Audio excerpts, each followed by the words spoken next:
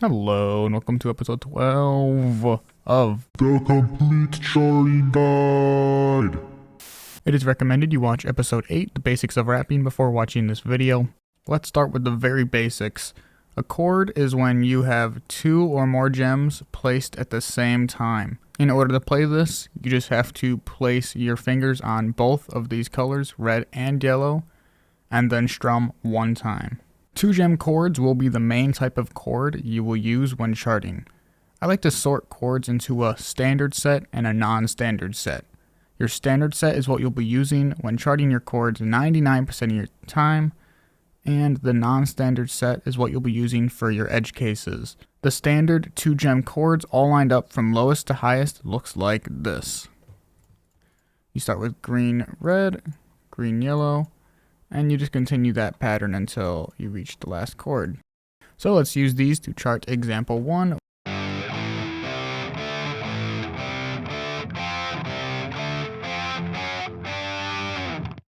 The first chord seems like it's the lowest, so I'll put that, and it seems like the last chord was the highest, so I'll put that as there. And now it's just our magic to do everything in between. Same thing as rapping, just we're using chords instead of single gems now. Since this is all ascending, I'll just hope that I can get it all to be packed in tight like this, and maybe it'll work. We've already heard this chord, so if it's possible, you want to use the same shape you did before. Is that it? Yep. That green yellow is the same notes as before.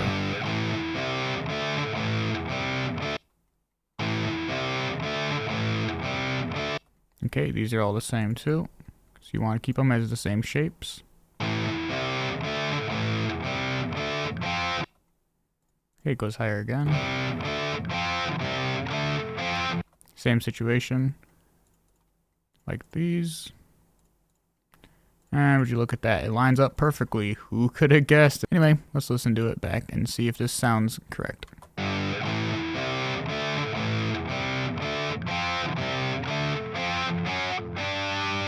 There's stuff you could do with sustains and maybe some kind of slide going downwards here, but I'm not going to get into all that because I just really don't care enough right now. Now let's just briefly go over what the non-standard set is, just in case you're curious. That would be this, this, and this. And they don't really fit nicely into these because, for example, with red, yellow, is it higher than red, yellow, or is it lower than red, yellow? It really could go either way. So these are kind of their own thing. There's a lot of different ways you can use them, but they're mostly edge cases, and I'll get into that in the advanced chords video. Now let's talk about 3-gem chords. These are more uncommon than the 2-gem chords, but they aren't taboo by any means. You just need good justification to use them. If you've watched video 8, the basics of rapping, like I recommended you do, then you should remember the logic of how a section of notes is lower or higher than the others. The standard set of 3-gem chords is the exact same as the set of 3-gem sections for rapping, just smushed together in the chords instead of being spread out. So let me show you. This was your set, and then this repeats. But if you just take these and just smash them into chords, here's your standard set of 3-gem chords. Example 2, I will now show you.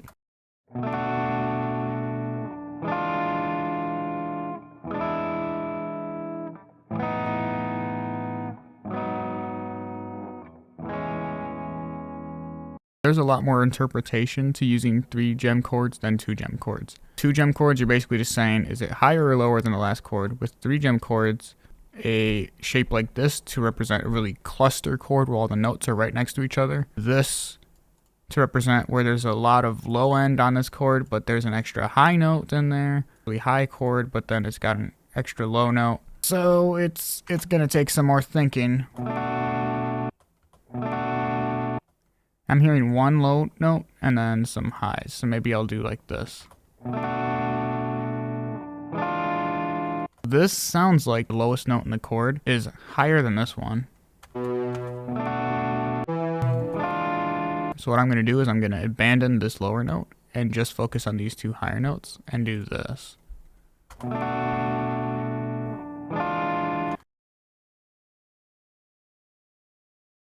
If you're doing a section with 3 gem chords, you don't have to stick to 3 gem chords completely. You can do 2 and 3 at the same time.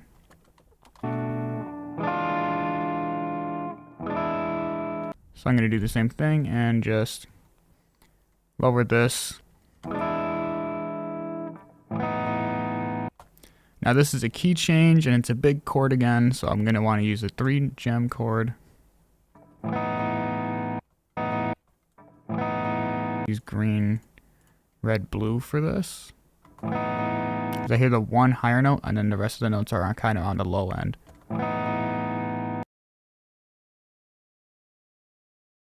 There's a lot of room for interpretation here, a lot of different justifications for what chord shapes to use. Some people still might only chart this as 2 gem chords all the way through to avoid these 3 gem chords. As long as you have some reason for doing it, that you could explain to someone why you did it that way, then I think it's fine.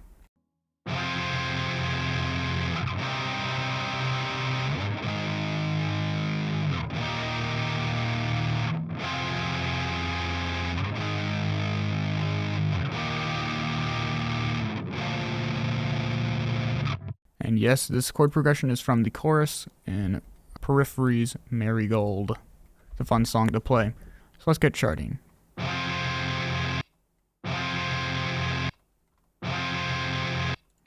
Alright, right now I'm torn between... I think I definitely want red and orange in this chord. And then the question is, do I do this to represent that there's a lot of low end, or do I do this to represent there's a lot of high end? I feel like either one could work, because they're basically even distribution. So for now, I'll just leave it like this. I'm pretty sure this is the same notes, just all moved downwards, if that makes sense. So I'd like to use the same shape. So if I'm using this, then I want to use it down here. If I'm using this version, then I want them both to be the same. I'm actually deciding, maybe I like this one a little bit more. Still, either one could work. Let's continue.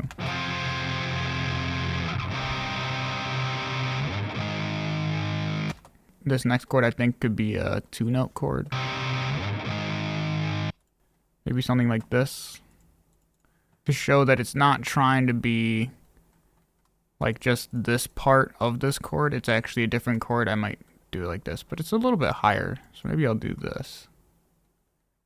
Well, then it kind of looks like it's supposed to be the higher part of this chord. So I changed my mind again. We're going back to this. All right.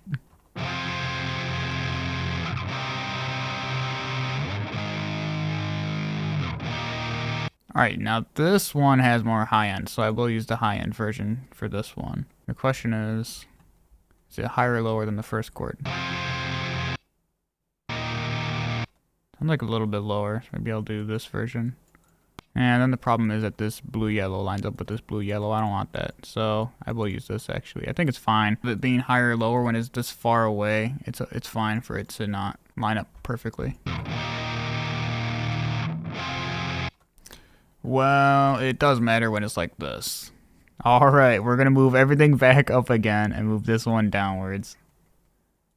You see, there's so much interpretation to this. It can just go any way.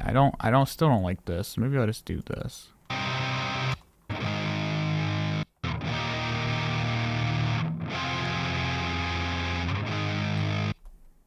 Okay, is this the same chord as earlier?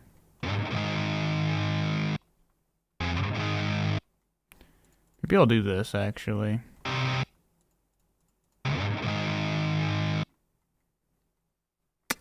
Man, this is where it gets complicated, is everything starts to not have enough room. And it's kind of hard to keep track of all the different chords. I might be fast forwarding through a lot of this because it is taking me a while. But there's just so much interpretation to these. You could do it so many different ways. There's a lot to keep track of. You're just going to have to power through. That's how it is with doing chords. I think this is the same chord as this one. It is.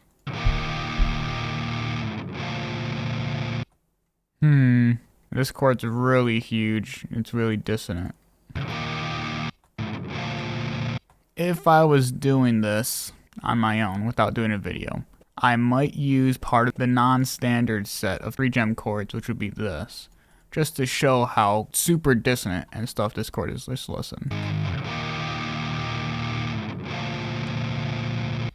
I guess on that topic, this is a good segue to show you the 3-gem non-standard set, which really is just going to be these chords that have orange and green on both sides, and that's going to be boom, boom, and boom. These are much more rare to use than the non-standard 2-note set, and I say that even though I just used this.